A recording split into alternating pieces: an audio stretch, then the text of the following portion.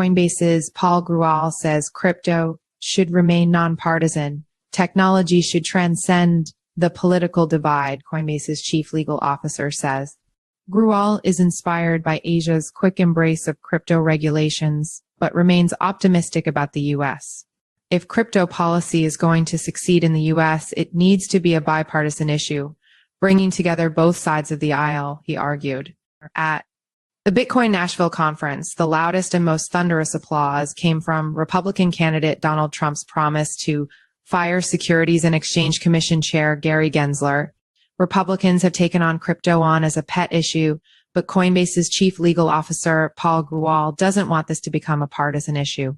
A number one concern is that crypto becomes politicized and becomes a partisan issue in ways that, at the very least, slow and perhaps even worse, threaten its continued growth and development, Grewal said during an interview at the Asia Blockchain Summit in Taipei, emphasizing the need for bipartisan support for policy modernization.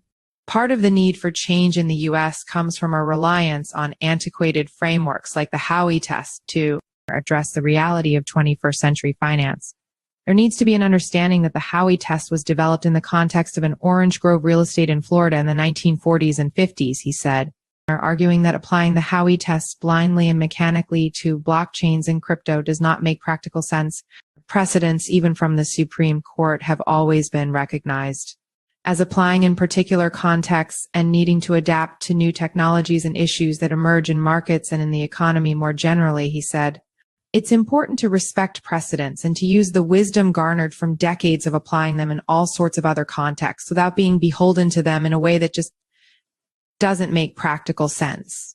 Asia doesn't have the same binding constraints as the Howey test, and Grewal appreciates how regulators are writing the rules from the ground up while listening to feedback from the industry. After all, Hong Kong's path to creating its digital asset license framework and allowing crypto ETF issuers to offer in-kind redemptions, which the SEC prohibits, began with an announcement in the fall of 2022 that authorities in the city were reconsidering their stance on the topic. What is most inspiring to me here in Asia is that there's a focus on discrete issues and almost no focus on ideology, he said. There is an interest in understanding the technology, where the industry is headed, and our experiences, because they want to learn and take the best while avoiding the worst. In contrast, within the U.S., it has been a challenge to have meaningful dialogue with large chunks of the government when it comes to crypto and policy, Grewal opined. However, he remains optimistic about America as both major political parties are beginning to recognize the significance of crypto. Crypto, at the end of the day, it's code. There are plenty of other issues in the United States and all over the world for us to disagree on.